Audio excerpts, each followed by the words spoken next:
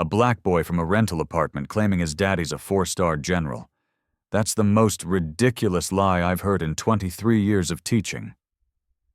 Mrs. Patricia Whitmore's voice cut through the classroom like a blade. 28 pairs of eyes turned toward the front. She stood there, mid-40s, white, wearing her signature flag pin on her cardigan, holding Lucas Hughes's assignment between 2 fingers like it was contaminated. Her face twisted with disgust. "Class, this is what happens when children value attention over honesty." She didn't whisper it. She announced it. Career Day morning at Jefferson Elementary, Arlington, Virginia, and parents filled the back of the room. Lawyers in suits, doctors in scrubs, a software engineer, a chef in whites, all of them watching as Mrs. Whitmore made an example of a 10-year-old black boy. Lucas sat frozen at his desk, his worn Nikes tucked under the chair. His hands gripped the edges of his seat. He'd written 3 paragraphs about his father. Every single word was true. What Mrs. Whitmore did next would destroy everything she thought she knew about power, about truth, about the assumptions she'd built a career on. She ripped the paper in half. The sound echoed. Students gasped. She ripped it again, and again. Pieces fell like snow onto Lucas's desk, onto his lap, onto his shoes. Then she crumpled them in her fist and walked to the trash can. She dropped them in. Pathetic. Comment where you're listening from. Subscribe to channel. Spatino. Let me tell you who Lucas Hughes really was. 10 years old, 4th grade, living in a modest 3-bedroom apartment in Arlington, Virginia, close enough to Fort Myer that you could hear the morning bugle if the windows were open.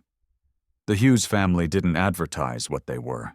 No military stickers on the car, no uniform photos on the walls, no flags or plaques or medals displayed in the living room. Security protocol. When you're the child of a 4-star general, you learn early that some truths stay private. Lucas had moved 8 times in his 10 years, 6 different schools. He'd spent birthdays without his father, Thanksgivings, Christmases. Deployments meant months of silence, of wondering if Dad was safe, of watching Mom try to be both parents while working 12-hour shifts as a pediatric surgeon at Walter Reed. But here's what nobody knew. Lucas Hughes wasn't just resilient. He was brilliant. He read at a 9th grade level. He spoke conversational Korean from living in Seoul for 2 years. He understood military strategy better than most adults because he'd grown up listening to his father talk about leadership, about service, about sacrifice. He knew the difference between a 2-star and a 4-star general. He knew what those ranks meant. He knew his father had earned every single one of those stars. And he knew that when he wrote his career day assignment, every word was the truth. Mini cliffhanger. The night before career day, Lucas sat at the kitchen table working on his assignment. His father was in Korea. Strategic planning meetings, classified. Lucas didn't know the details, just that Dad had been gone for 3 weeks and wouldn't be back in time for the presentation. His mother, Dr. Angela Hughes, stood at the counter making coffee in her scrubs. She had early surgery the next morning. "What are you writing, baby?" "About Dad." Lucas looked up. "Mrs. Whitmore said we should write about what our parents do and why it matters." Angela walked over and read over his shoulder. Her hand went to her mouth. "Lucas, it's all true, Mom." "I know it is, sweetheart. But you know how your father feels about keeping a low profile." "But everyone else gets to be proud of their parents." Lucas's voice cracked. "Tyler Bennett gets to talk about his dad meeting senators. Sophia Wilson talks about her mom. Why do I have to hide?" Angela sat down next to him. She took his hands in hers. "You don't have to hide, but you need to understand that some people won't believe you. They'll look at where we live, at how we keep to ourselves, and they'll make assumptions. They'll think you're exaggerating. But I'm not. I know, baby, I know. What Lucas didn't know was that his teacher had already decided he was a liar. Before he even turned in the assignment, before he even read it aloud. Mrs. Whitmore had looked at Lucas Hughes, black, from a rental apartment, shoes a little worn, no social connections in the PTA, and she'd decided that whatever he wrote would be fantasy. That was her first mistake.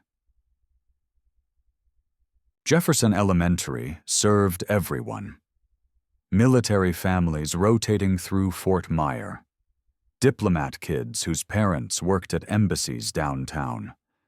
Immigrant families. Working-class families whose parents cleaned the buildings where policy got made. It was supposed to be a place where every child mattered. But Mrs. Patricia Whitmore had taught there for 23 years. And in those 23 years, she'd developed a very clear sense of who was telling the truth and who was seeking attention. She knew what generals' families looked like. They lived in nice houses in McLean or Alexandria. They attended military functions. They were connected in the community. Their children showed up in pressed clothes with confident postures. They didn't live in modest apartments. They didn't keep quiet. They didn't look like Lucas Hughes. Every day, Lucas watched her treat students differently. When Tyler Bennett talked about his father's lobbying firm, Mrs. Whitmore's face lit up. How impressive, Tyler. Public service is so important. When Sophia Wilson mentioned her mother cleaned the Capitol building, Mrs. Whitmore's smile went tight. That's nice, Sophia. Now, let's open our textbooks. When Marcus Johnson, a black kid whose dad drove trucks, said his father worked hard, Mrs. Whitmore nodded without looking up. Page 42, everyone. Lucas saw the pattern. He wasn't stupid. He knew that some kids got believed and celebrated, while others got dismissed. It usually depended on skin color and how much money their parents made. But he thought if he just told the truth, if he just wrote it clearly, she'd have to believe him. He had no idea how wrong he was. Mini cliffhanger. Career Day morning arrived with unusual excitement. Parents filed into room 204 at 8:30. Mrs. Whitmore greeted each one with varying levels of enthusiasm. The lawyer got a firm handshake and bright smile. The chef got a polite nod. The nurse got a quick, "Thank you for your service," before Whitmore turned to arrange chairs. Lucas sat at his desk checking his phone every 30 seconds. His father had texted at 6 a.m. "Landed. Catching up on sleep. See you at school by 10:00. Proud of you, son." 2 more hours. Lucas just had to make it 2 more hours. "Class?" Mrs. Whitmore clapped her hands. "Before our guests present, let's share the paragraphs you wrote. I want our visitors to hear how thoughtfully you described their work." One by one, students stood and read. Tyler Bennett talked about his father's lobbying firm and the important bills they influenced. Mrs. Whitmore beamed like he'd won a Nobel Prize. Sophia Wilson talked about her mother's cleaning work, how she took pride in making buildings shine. Mrs. Whitmore offered a tight smile and moved on quickly. Not important enough. Not impressive enough. Then she called on Lucas. "Lucas Hughes, you're next." Lucas stood. His paper shook slightly in his hands. He cleared his throat and began reading in a voice that tried to be steady, but came out small. "My dad is a 4-star general in the United States Army. He has served our country for 32 years in places like Iraq, Afghanistan, and Korea. He helps make important decisions to keep America safe." Mrs. Whitmore's expression changed immediately. Her smile vanished. Her eyes went cold. Lucas kept reading, his voice gaining a little confidence. "There are only about 40 4-star generals in the whole military. My dad worked his way up from 2nd lieutenant. He says leadership means serving others, not yourself." "Stop." The word cut through the classroom like a gunshot. Every student froze. Parents looked up from their phones. Lucas's hands started shaking harder. "Stop right there, Lucas. Come here, please." Lucas walked to the front of the room on legs that felt like water. His heart hammered against his ribs. Every eye in the classroom followed him. Mrs. Whitmore stood slowly from her desk. She crossed her arms. Her voice took on that teacher lecture tone that made everyone's skin crawl. "Class, this is a perfect example of what we call embellishment. It means exaggerating the truth to make yourself seem more important than you are." She turned to Lucas. The other students watched. The parents watched. Everyone watched. "Lucas, I need you to be honest with everyone right now. What does your father actually do?" "He's a general, ma'am." Her eyes narrowed. "Lucas, I have been teaching for 23 years. I have met generals. I have taught generals' children." She let that hang in the air, heavy with implication. "Generals do not live in modest rental apartments. Their children do not attend public schools in worn-out sneakers. Their families are well connected in the community. There are official records, social events, recognition." Lucas felt his face growing hot. Tears burned behind his eyes, but he refused to let them fall. "Not here, not in front of everyone." "But ma'am, my dad keeps a low profile because..." "Because of what? Secret missions?" Her tone dripped with sarcasm. Several students giggled nervously. Tyler Bennett raised his hand. "Mrs. Whitmore, maybe his dad really is..." "Tyler, I appreciate your kindness, but this is a teaching moment." She turned back to Lucas, and her voice got colder, professional, cutting. "I checked with the office yesterday. There is no General Hughes listed on our parent registry. Your father's occupation is listed as government employee. That's very different from a 4-star general, isn't it?" "He puts that on forms for security reasons," Lucas's voice cracked.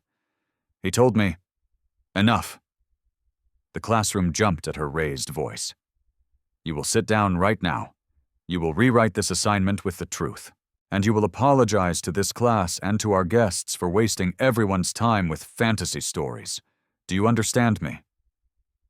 Tears spilled down Lucas's cheeks. He couldn't stop them anymore.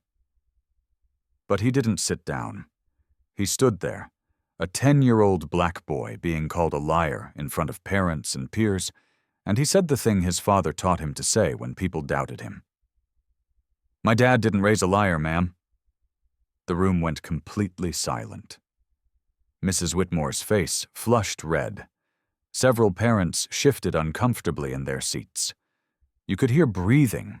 You could hear hearts beating. "What did you just say to me?" "My dad is a general. He's flying back from Korea. He'll be here at 10:15. Lucas's voice was stronger now, even through the tears. "You'll see." That's when Mrs. Whitmore made her second mistake. She didn't believe him. She didn't verify. She didn't call the office to double-check. She didn't pause to consider that maybe, just maybe, this child was telling the truth. She assumed. Mini cliffhanger. "To the principal's office. Now." Deshaun Williams, Lucas's best friend, stood up from his desk. "But Mrs. Whitmore, Lucas isn't lying. I've seen..." "Deshaun, sit down before you join him." Deshaun sank back into his chair, shooting Lucas an apologetic look. Lucas grabbed his backpack. As he walked toward the door, Mrs. Whitmore delivered her final blow. She said it loud enough for everyone to hear, loud enough to make sure it landed, loud enough to destroy him. "Class, let this be a lesson. Honesty and humility are virtues we cherish. Making yourself seem more important than you are, especially when you come from certain backgrounds, is the opposite of character." She paused, letting her words sink in. There is no shame in being ordinary. The shame is in lying about it, especially when you come from a community that already struggles with stereotypes about honesty. Every parent heard it. Every student heard it. The implicit racism in her words hung in the air like smoke. She'd just told an entire classroom that black children from modest backgrounds couldn't be trusted, that they exaggerated, that they lied to seem special. And nobody stopped her. Lucas walked out of that classroom with his head down, tears streaming, destroyed in front of everyone who mattered. What Mrs. Whitmore didn't know, what she couldn't have known because she never bothered to verify, was that 3 black SUVs were already en route to Jefferson Elementary. That the Fort Myer Protocol Office had called Principal Hayes 30 minutes earlier to confirm security arrangements. That a 4-star general in full dress uniform was about to walk through her classroom door. And when he did, everything she thought she knew about Lucas Hughes, about truth, about the assumptions she'd built a career on, would shatter like glass. That was her biggest mistake. The hallway felt longer than usual. Lucas walked slowly toward the principal's office, his sneakers squeaking against the polished floor. Behind him, he could hear Mrs. Whitmore's voice resuming the career day introductions, as if nothing had happened. As if she hadn't just humiliated him in front of everyone. He pulled out his phone. Still no new messages from his dad. Probably still sleeping after that 14-hour flight from Korea. Lucas thought about texting him, about telling him what just happened. But what would he say? That his teacher called him a liar? That nobody believed him? His dad had enough to worry about. Lucas didn't want to seem weak. He slipped the phone back into his pocket and kept walking. Through the main office window, Lucas spotted Principal Hayes on the phone. She was nodding seriously, her expression focused. She glanced at a folder on her desk, then looked up and made eye contact with Lucas through the glass. Her eyes widened slightly, like she recognized him, like she knew something. But she was mid-conversation, so she just gave him a small nod and returned to her call. Lucas wondered if Mrs. Whitmore had already called ahead to complain about him. Mini cliffhanger. Vice Principal Thornton handled the meeting. Principal Hayes was still on that phone call, her office door closed. Mr. Thornton was a white man in his 50s who'd been at Jefferson Elementary for 15 years. He wore khakis and a blue polo shirt with the school logo. He had the kind of face that always looked slightly disappointed. "Sit down, Lucas." Lucas sat in the chair across from Thornton's desk. It was too big for him. His feet barely touched the floor. "So," Thornton began, opening a folder. "Mrs. Whitmore tells me you disrupted class and refused to correct false information in your assignment." "Sir, it's not false. My dad really is—" "Lucas." Thornton held up a hand. "I pulled your file. Your father is listed as Vincent Hughes. Occupation, government employee. That's what's in our system. That's what he writes on forms, sir, for security reasons. He's not supposed to—" "Security reasons." Thornton chuckled. Not meanly, but like an adult humoring a child's imagination. "Lucas, I understand wanting your father to seem important. A lot of kids do that. But making up elaborate stories about generals and classified information, I'm not making it up." Lucas's voice came out louder than he intended. Thornton's face hardened. "Lower your voice. You're already in trouble, son. Don't make it worse." Lucas's phone buzzed in his pocket. He pulled it out quickly, desperate for anything that might help him. A text from his dad. "Running late. Briefing at Pentagon got moved up. Be there by 10:30. Hang tight." Lucas's heart leaped. He showed the phone to Thornton, his hands shaking. "See? He's coming. He'll be here in less than an hour." Thornton barely glanced at the screen. His expression didn't change, not even a flicker of doubt. "Lucas, I can't verify anything from a text message. You could have anyone's number saved as Dad in your contacts." The dismissal in his voice made Lucas's stomach drop. "But here's what's going to happen." Thornton leaned forward, elbows on his desk. "You're going to return to class. You're going to apologize to Mrs. Whitmore for being disrespectful. You're going to rewrite that assignment with truthful information, and then we're going to move forward. Understood? Lucas felt his hands beginning to shake. You don't believe me. I believe you want attention, Lucas. I understand that impulse. Kids from single-parent homes or families where parents work multiple jobs sometimes create stories to feel special. It's a cry for help, really. My parents are married. My mom's a surgeon at Walter Reed. My dad... That's enough. Thornton stood, his chair scraped against the floor. Return to class right now, or I will call your parents in for a formal disciplinary conference. And trust me, you don't want that on your record. Lucas stood slowly. His vision blurred with tears he refused to let fall. Not in front of this man. Not when he'd already been called a liar twice in one morning. My father serves this country, sir. He's been deployed 6 times. He's earned the right to be believed. Thornton's expression softened slightly, but only slightly, like he felt bad for a delusional child. Go back to class, Lucas. What happened next would change everything. When Lucas returned to room 204, everything had changed.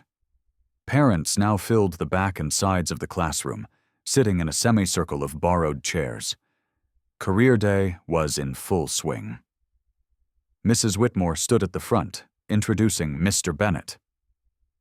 We're so grateful to have these distinguished guests with us today. Mr. Bennett works with some of the most powerful people in Washington. Let's give him our full attention. Applause rippled through the room.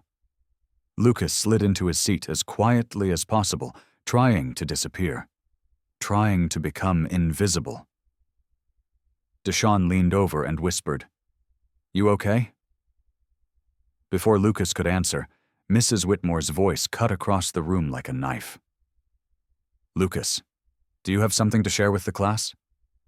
Every head turned. Students, parents, everyone stared. Ma'am? Your apology. Lucas felt his stomach drop to his shoes.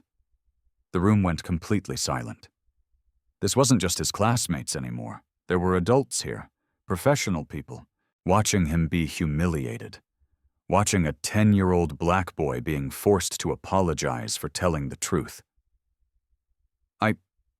I don't have anything to apologize for, ma'am. The room gasped. Several parents exchanged glances. Some looked uncomfortable. Others looked at Lucas like he was being disrespectful, like he was the problem. Mrs. Whitmore's jaw tightened. Excuse me? In front of our honored guests, you're going to continue this defiance? Tyler's mother, Ms. Bennett, a lawyer in a gray suit, spoke up gently. Perhaps we should let the child explain. I appreciate your concern, Ms. Bennett, but classroom management is my responsibility. Mrs. Whitmore's smile was tight and professional, but her eyes were hard. She turned back to Lucas. You have 2 choices, young man. You can apologize right now and rewrite your assignment with honest information. Or you can spend the rest of career day sitting in the office while your classmates enjoy our guests. Which will it be? Lucas's voice cracked when he spoke. When my dad gets here, your father is not coming, Lucas. The words echoed through the classroom like a slap. Parents shifted in their seats. Some students looked down at their desks. Mrs. Whitmore continued, her voice taking on a tone of forced patience. The kind adults use when they're trying to be kind while destroying you. Sweetheart, I understand this is hard, but the truth is your father probably works a regular government job. Maybe at the VA, maybe at a military base doing paperwork. Those are perfectly respectable positions. She walked closer to his desk. Every step felt like a hammer. But you've created this fantasy about generals in Korea and important decisions because you're embarrassed. I get it. You see Tyler's dad meeting with senators, and you want your family to seem just as important. Her voice dropped, quieter now, but somehow more cutting, more devastating. But Lucas, There is no shame in being ordinary. The shame is in lying about it, especially when you come from a community that already struggles with stereotypes about honesty. Ms. Bennett stood up. Mrs. Whitmore, I really don't think— Please, Ms. Bennett, sit down. The lawyer sat slowly, her expression troubled. Like she wanted to say something but didn't know how. Like she was watching something wrong happen, but felt powerless to stop it. Deshawn muttered under his breath, This is so messed up. What was that, Deshawn? Nothing, ma'am. Deshawn Williams, I heard you. Office, now. But I didn't. Now. Deshawn grabbed his backpack and walked out, giving Lucas one last look of solidarity before disappearing into the hallway. Lucas was alone now, completely isolated in a room full of people. Mrs. Whitmore stood over him, arms crossed, waiting for his apology. The other parents looked away, uncomfortable, but unwilling to intervene. Nobody was coming to help him. Nobody was going to stand up for him. The clock on the wall showed 9:28 a.m. His father would arrive in approximately 1 hour. But right now, in this moment, Lucas Hughes had never felt smaller in his entire life. Mini cliffhanger. He looked down at his desk, at the empty space where his assignment had been before she tore it up. His hands gripped the edge of the desk until his knuckles went pale. And then he did something that surprised everyone, including himself. He stood up. Ma'am, he said quietly, my name is Lucas Hughes. My father is General Vincent Hughes. He's a 4-star general in the United States Army. He served for 32 years. And when he gets here, you're going to owe me an apology. Mrs. Whitmore's face flushed deep red. Sit down. No, ma'am. The room held its breath. Lucas Hughes, if you do not sit down right now. The classroom door opened. Principal Hayes stepped inside, slightly out of breath, her face flushed. She looked directly at Mrs. Whitmore, and her voice left no room for argument. Mrs. Whitmore, hallway. Immediately. The tone of her voice made it clear this wasn't a request. It was an order. Mrs. Whitmore blinked in surprise. Principal Hayes, I'm in the middle of— Now, Patricia. Every parent in the room noticed the use of her first name. That never happened. Principal Hayes didn't do that. Not in front of students. Not unless something was seriously wrong. Mrs. Whitmore followed Principal Hayes into the hallway. The door closed behind them with a soft click that sounded like thunder. Through the small window in the door, students could see them talking. Principal Hayes's face was serious, more serious than anyone had ever seen. Mrs. Whitmore's expression shifted from confusion to shock to something that looked like fear. Lucas sat back down, his heart pounding so hard he could hear it in his ears. Whatever was happening out there, it had to do with him. The clock ticked forward. 9:30 a.m. What happened next would destroy Mrs. Patricia Whitmore's entire world view. In the hallway, Principal Hayes kept her voice low but firm, the kind of low that meant she was controlling her anger with great effort. Patricia, we have a situation. Mrs. Whitmore crossed her arms defensively. If this is about Lucas Hughes, I was simply maintaining classroom standards. The boy was clearly— I just spent 20 minutes on the phone with Fort Myers Protocol Office. The words hung in the air like a bomb that hadn't exploded yet. Mrs. Whitmore blinked. Protocol Office? Yes. They called because we have a very distinguished visitor arriving at our school. Hayes pulled out her phone, showing Whitmore an email. They needed to confirm our security clearances, parking arrangements, and whether we could accommodate a security detail. Mrs. Whitmore's face went pale. Security detail? For career day? For Lucas Hughes's father. The hallway seemed to tilt. Everything went quiet except for the sound of Mrs. Whitmore's heart hammering in her chest. "Lucas. Lucas Hughes?" "Yes, Patricia." Principal Hayes's voice was ice. "The 10-year-old boy you publicly humiliated this morning for supposedly lying about his father being a 4-star general." "Oh my God." "The boy you sent to my office? The boy whose assignment you tore up? The boy you accused of making up stories because of where he lives and how he looks?" Mrs. Whitmore's hand went to her mouth. She couldn't breathe.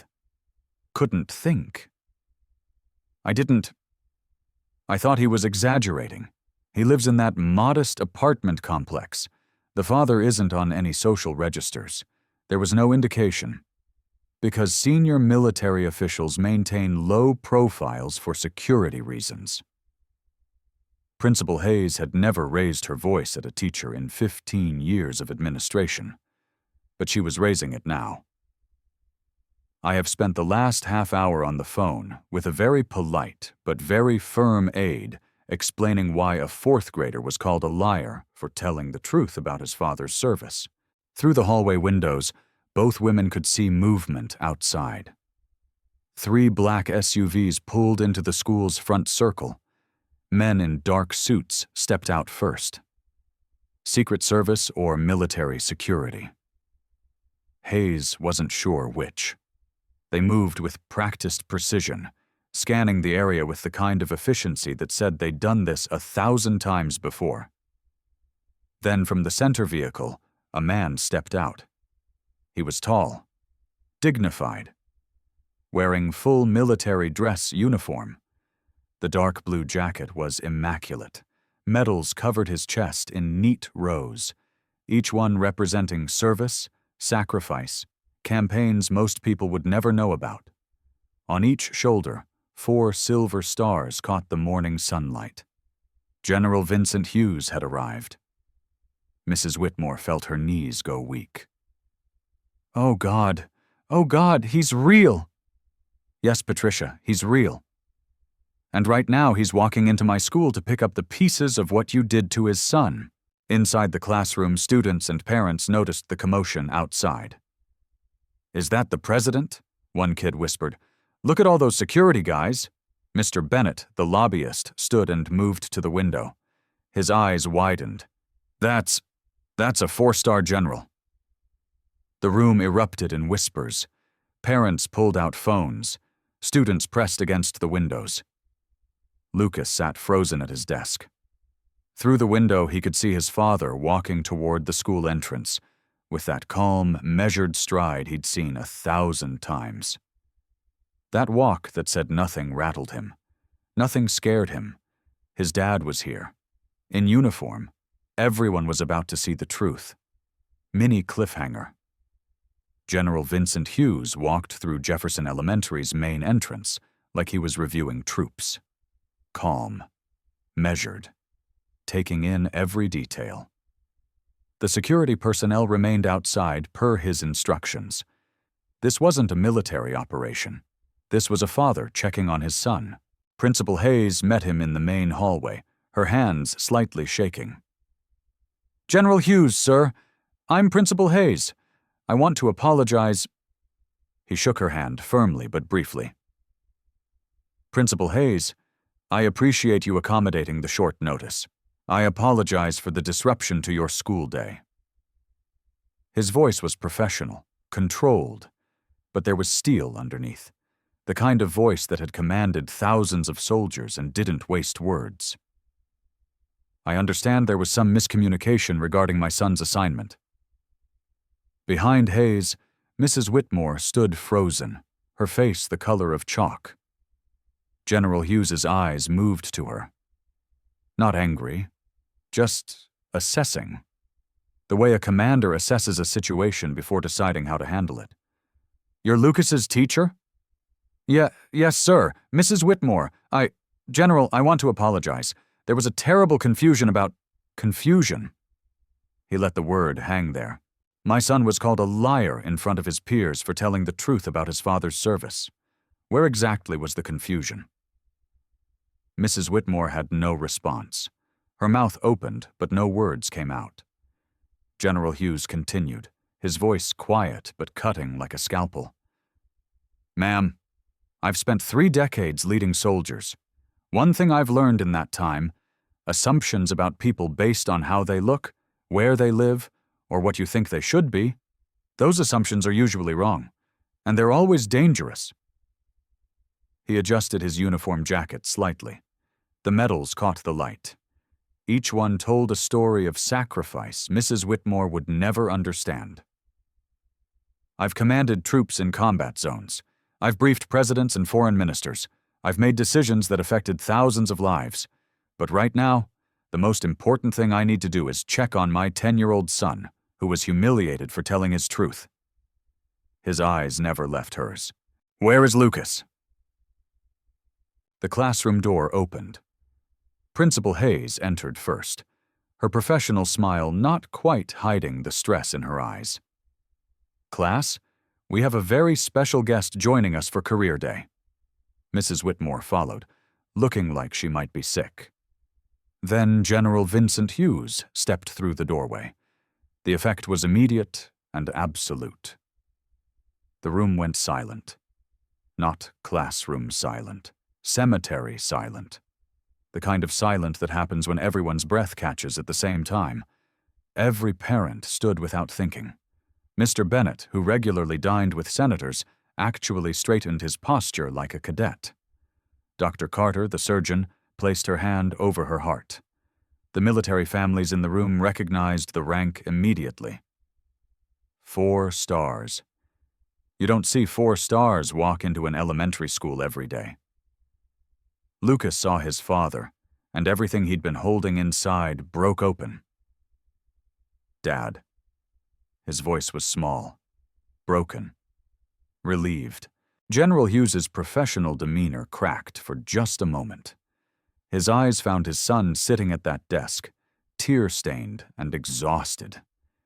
He crossed the room in 4 long strides, not caring about protocol or appearances or the 30 people watching.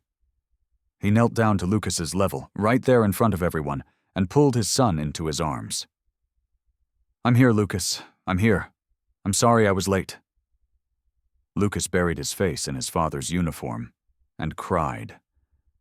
Not because he was sad anymore, because he'd been holding everything in for so long, because his dad was finally here, because the truth was finally visible. The embrace lasted maybe 10 seconds. But in those 10 seconds, every person in that room understood what they'd witnessed this morning. A child telling the truth, and being destroyed for it. General Hughes stood, keeping Lucas's hand in his. He turned to face the class, and his voice was calm and professional again. The commander addressing civilians. Good morning. I'm General Vincent Hughes, United States Army. I apologize for the disruption to your career day, but I promised my son I'd be here, and I don't break promises to my son. His voice carried weight, authority, the kind that came from 3 decades of service. He glanced at Mrs. Whitmore, who stood near her desk looking like she wanted to disappear. Ma'am, I understand there was some question about Lucas's assignment. The room held its breath. Mrs. Whitmore opened her mouth, but no words came out. She just stood there, frozen, while the evidence of her mistake stood 6 feet tall in full-dress uniform with 4 stars on each shoulder. Principal Hayes stepped in. General Hughes, please, if you'd like to share with the students about your career, we'd be honored. He nodded once. Thank you. He turned back to the class, Lucas still holding his hand. My son wrote that I'm a 4-star general who served for 32 years. Every single word of that is true. The students stared with wide eyes. Some of the younger kids had never seen a real general before. I've commanded troops in Iraq and Afghanistan. I've served in Korea, Germany, and across the United States. Right now, I help develop military strategy for the Joint Chiefs of Staff. He paused, looking at each student. Lucas also wrote that leadership means serving others, not yourself.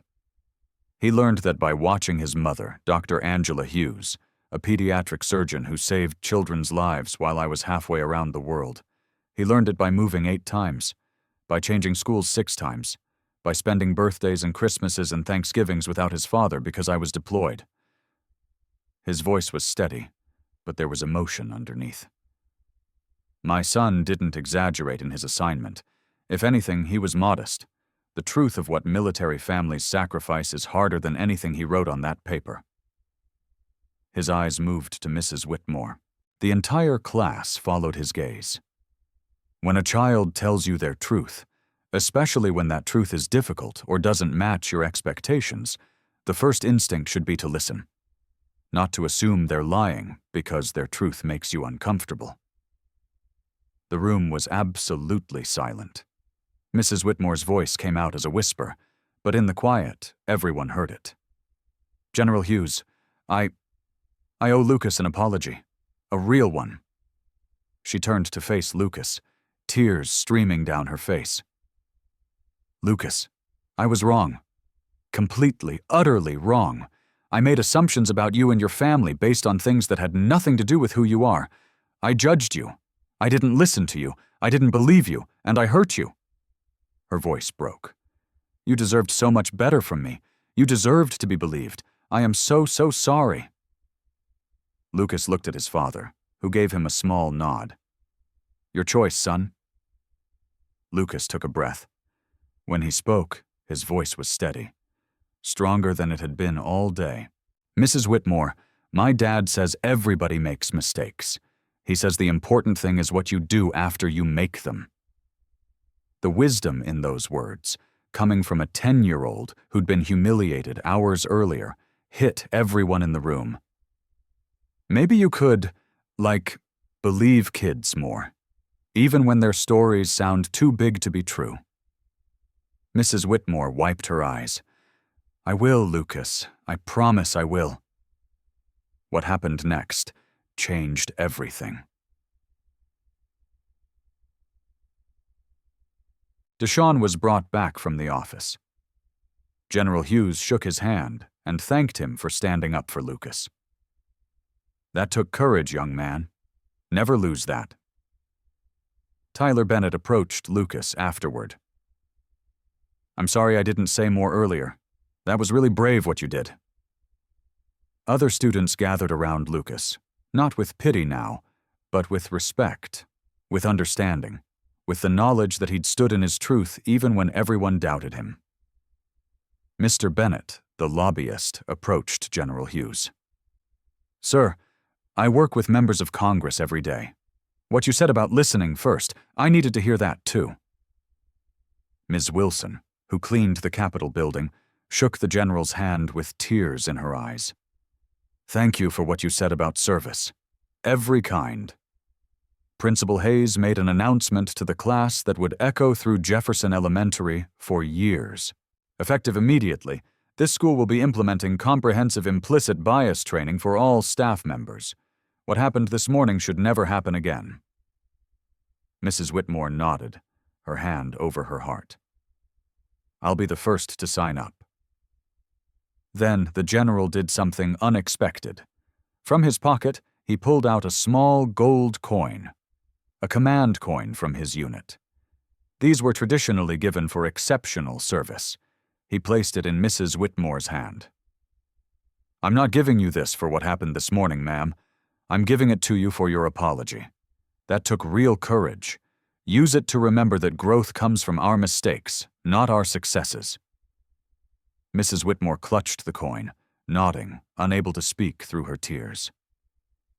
For the next 20 minutes, General Hughes gave a presentation about military service, leadership, and sacrifice. He answered questions from curious students. He shared age-appropriate stories. He made every child feel important.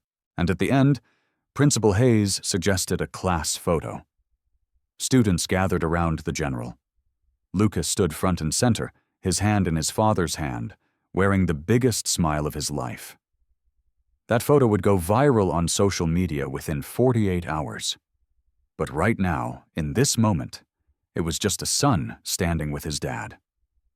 finally believed, finally vindicated, finally seen. Mini cliffhanger.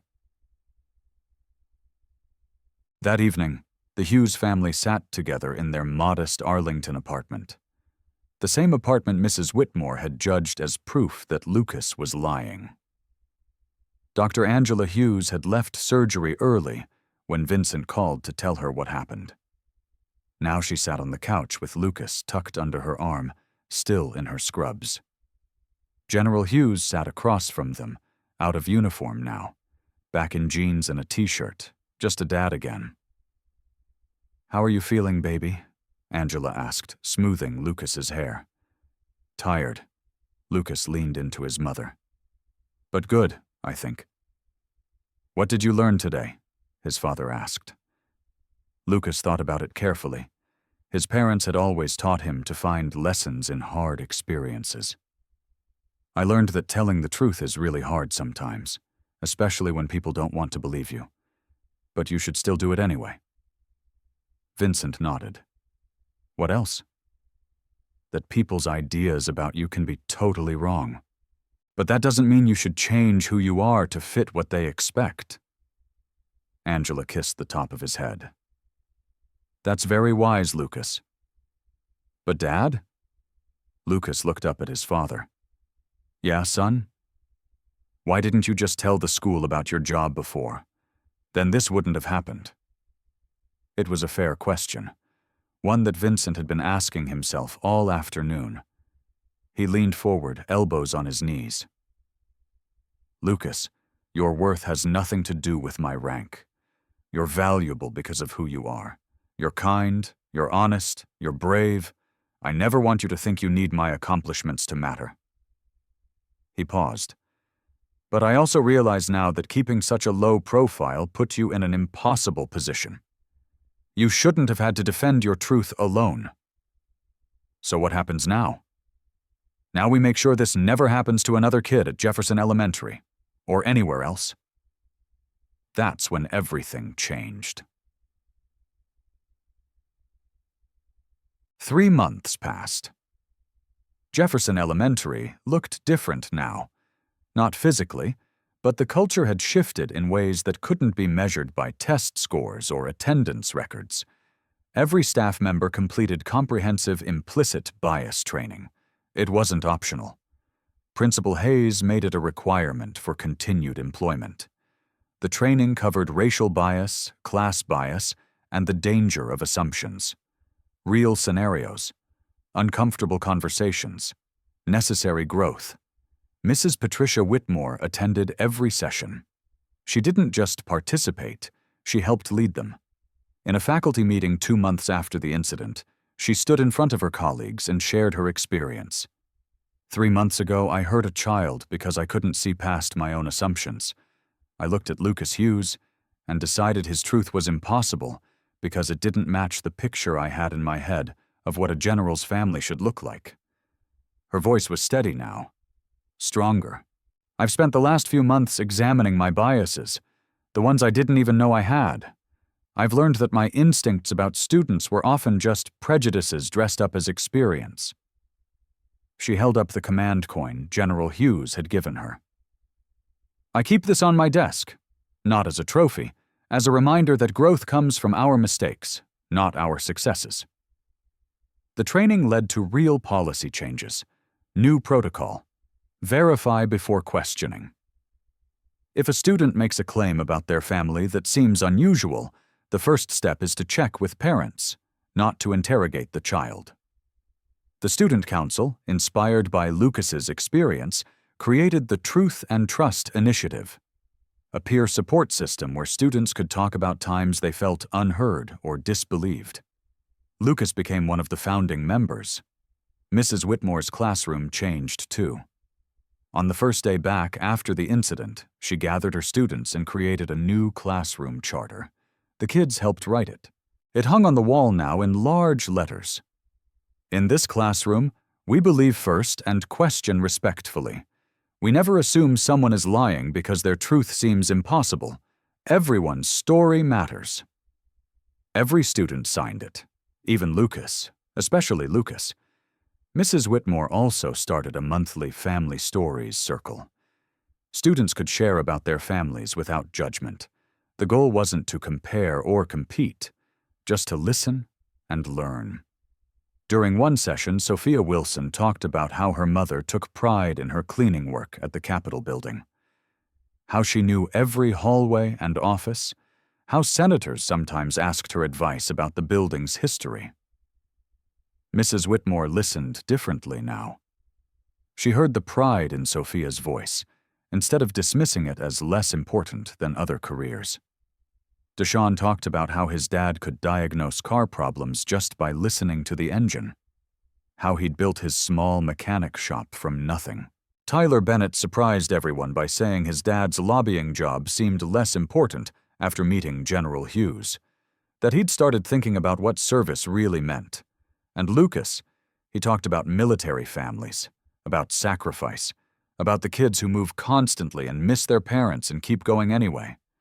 The class listened without interruption. That's what changed most. The listening. Mini cliffhanger. The viral photo spread faster than anyone expected. The image of General Hughes in full dress uniform, 4 stars visible, kneeling beside his 10-year-old son, while emotional students and parents looked on. The caption that went with it told the story.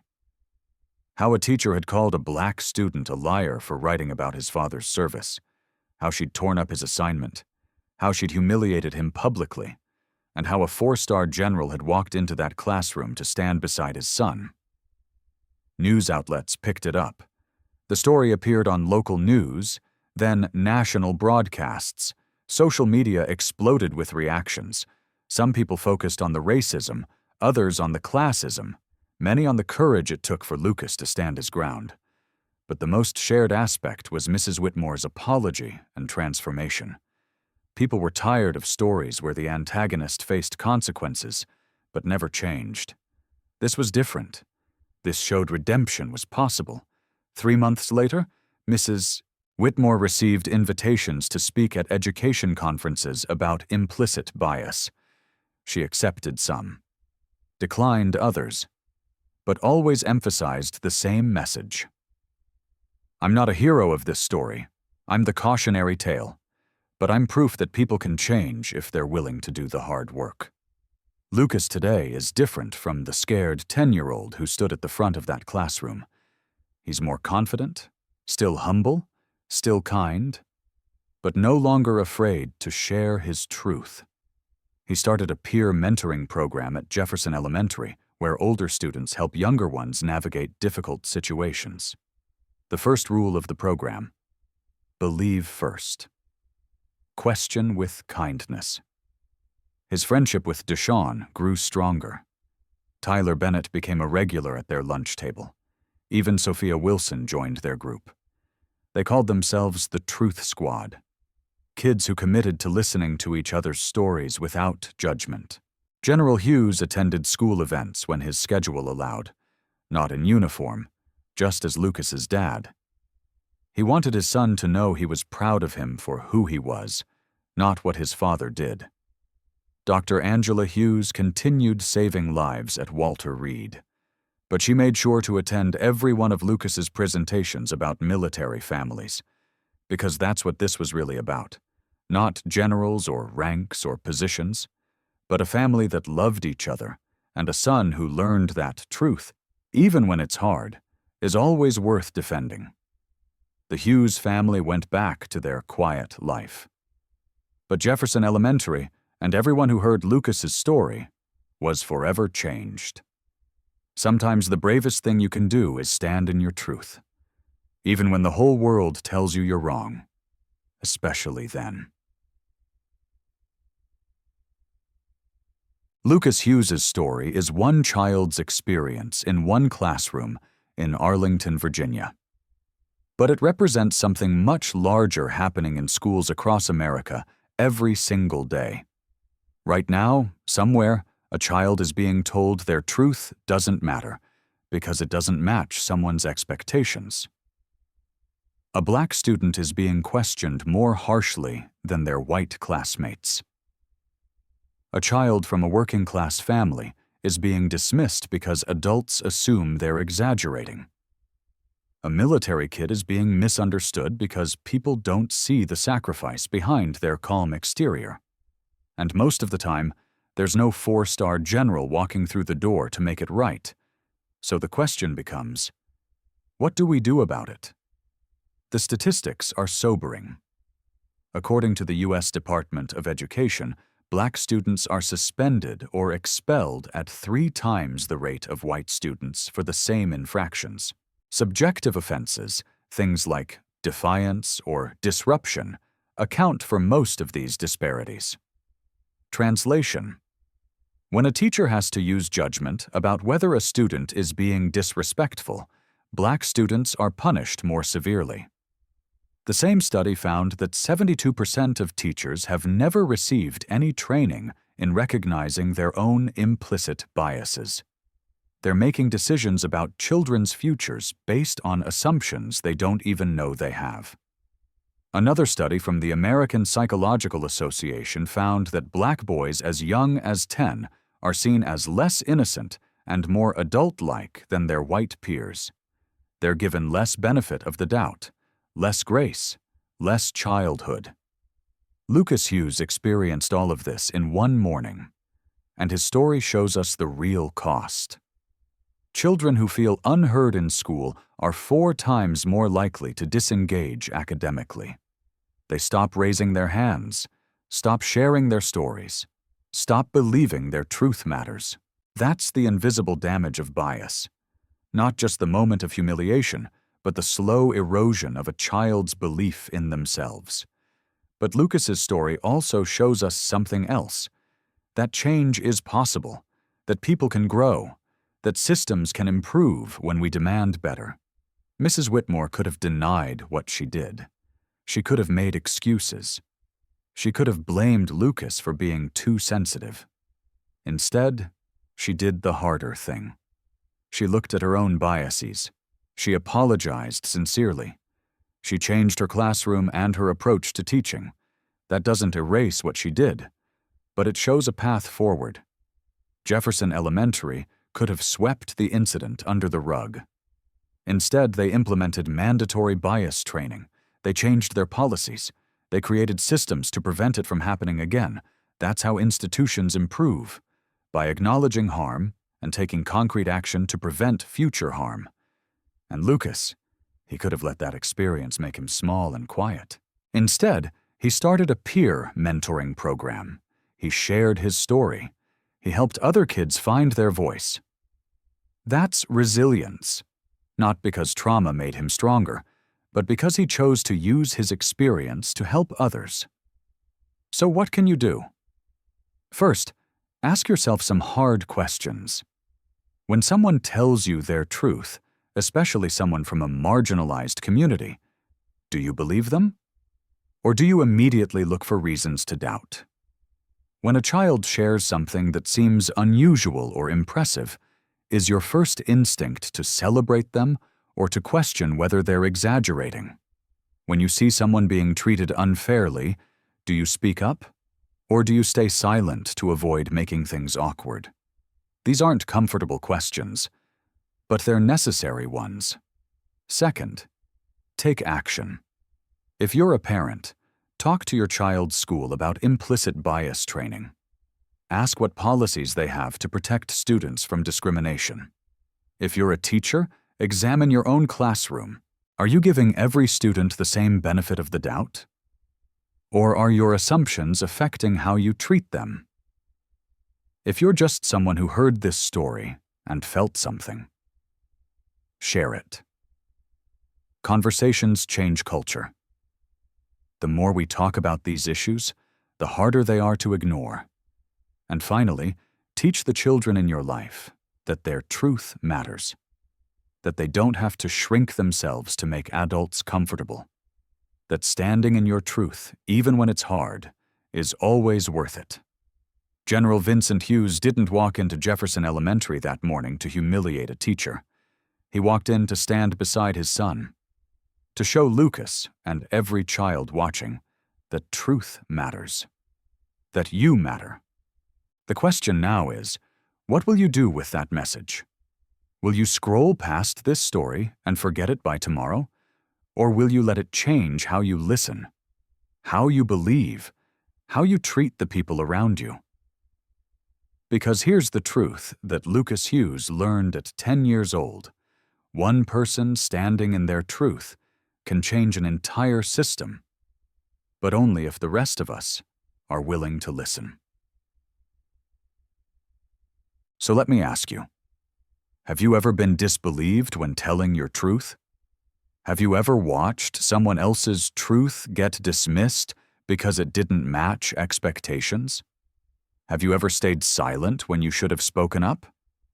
Drop your story in the comments. Share this story, not the sanitized version, the real version. Because children like Lucas Hughes are standing in their truth right now in classrooms across America, and they need us to believe them. They need us to listen. They need us to do better. Subscribe to channel. Your truth matters. You matter. Don't let anyone make you forget that. Stand in your truth. Fight for justice. Demand accountability. Stay just. Stay loud. Stay free.